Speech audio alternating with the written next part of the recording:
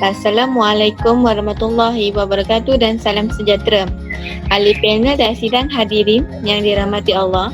Segala puji-pujian kehadirat Allah Subhanahu Wa Taala dapat kita bersama-sama bersua dalam perbincangan forum kali ini. Hadirin yang dihormati, sebelum saya memperkenalkan ahli-ahli panel kita pada hari ini, izinkan saya untuk mengupas terlebih dahulu tajuk forum kita hari ini. Tajuk forum kita berkisarkan tentang kritikan masyarakat antarabangsa terhadap Malaysia yang dianggap sebagai anti-Semitik. Apa itu anti-Semitik?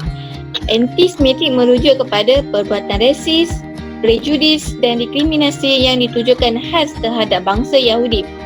Ia sikap pemusuhan, prangsangka terhadap kaum Yahudi dalam bentuk-bentuk penyiksaan terhadap agama, etnik maupun kelompok ras. Ia termasuk anti-Yahudi, anti-Israel dan anti-Zionis. Di sini saya nak tekankan bahawa ramai yang menganggap Malaysia ini sebagai anti-Semitik, tetapi sebaliknya Malaysia ialah anti-Israel.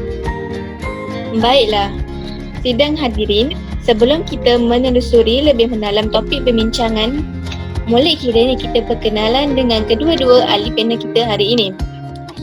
Ahli panel yang pertama ialah saudari Anis Syamina binti Muhammad Soleh. Apa khabar saudari? Alhamdulillah, khabar baik. Terima kasih. Dan ahli panel kedua kita ialah Nur Fatina binti Matfah. Assalamualaikum saudari. Salam. Sihat.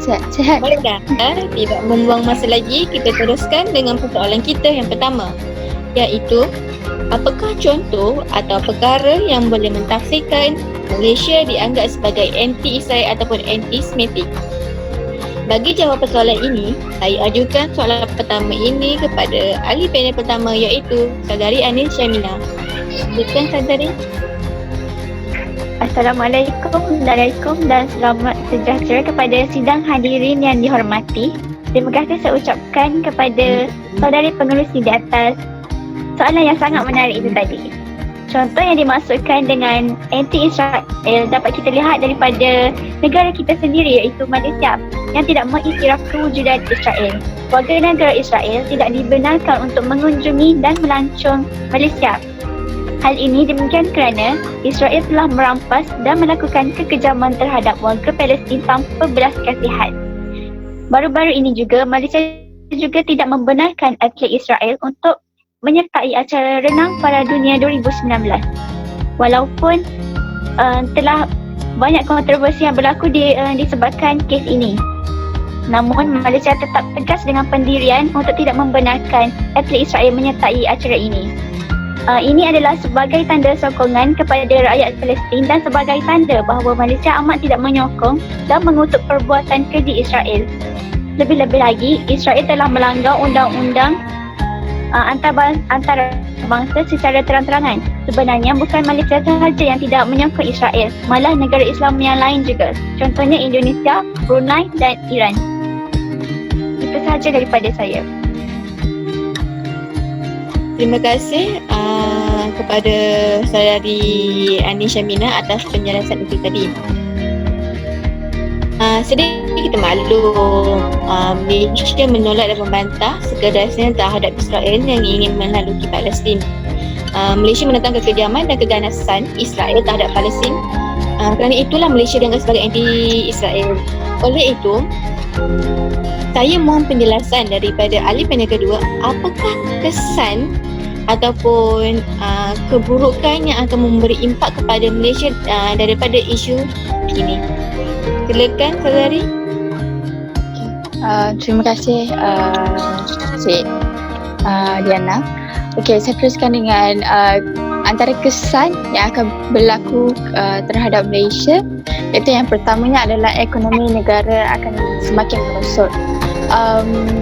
Apabila sesebuah negara itu mengecam tindakan Malaysia, iaitu dengan menjadi anti-Semitik, ianya secara tidak langsung negara-negara itu memboikot produk keluaran Malaysia masuk ke pasaran mereka, dan mereka juga akan menghentikan ataupun menghadkan untuk memasarkan produk-produk negara diorang masuk ke Malaysia.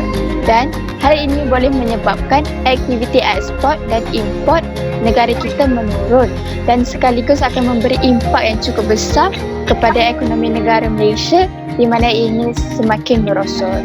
Itu yang pertama. Saya teruskan pula dengan yang kedua, iaitu hubungan diplomatik antara negara luar terjejas. Sedia maklum yang kita semua tahu di mana Malaysia ini memang tidak menjalinkan hubungan diplomatik dengan Israel, tetapi ianya secara tidak langsung akan memberi kesan kepada negara-negara yang menjalinkan hubungan diplomatik dengan Malaysia, di mana mereka akan beranggapan negara Malaysia ini adalah sebuah negara antisemitik. Jadi rakyat negara mereka tidak patut ataupun tidak perlu mengunjungi ke Malaysia. Jadi pandangan yang salah faham ini sedikit sebanyak akan menjejaskan hubungan diplomatik antara Malaysia dengan negara berikut. Terima kasih, itu sahaja daripada saya. Demikian tadi penjelasan daripada saudari Fatina tentang keburukan ataupun impak negatif terhadap Malaysia yang dianggap sebagai anti-Semitik ataupun anti-Israel. Selanjutnya, sebelum kita mengakhiri perbincangan ini, saya ingin mempersilakan kedua-dua ahli panel kita untuk merumuskan topik perbincangan pada hari ini. Silakan, saudari Anis. Terima kasih saudari pengerusi. Apa yang saya dapat simpulkan daripada topik perbincangan kita hari ini ialah Malaysia bukan bersikap sebagai anti-Semitik. Malaysia hanya bersikap sebagai anti-Israel. Malaysia berhak untuk mengecam mana-mana tindakan yang dianggap keji dan zalim. Malah semua negara juga berhak untuk mengecam tindakan yang keji seperti ini. Itu sahaja daripada saya. Terima kasih. Silakan saudari kedua, ahli panel kedua. Jadi apa yang saya dapat rangkumkan di sini adalah antisemitik ini memang akan memberi kesan yang cukup besar kepada negara kita.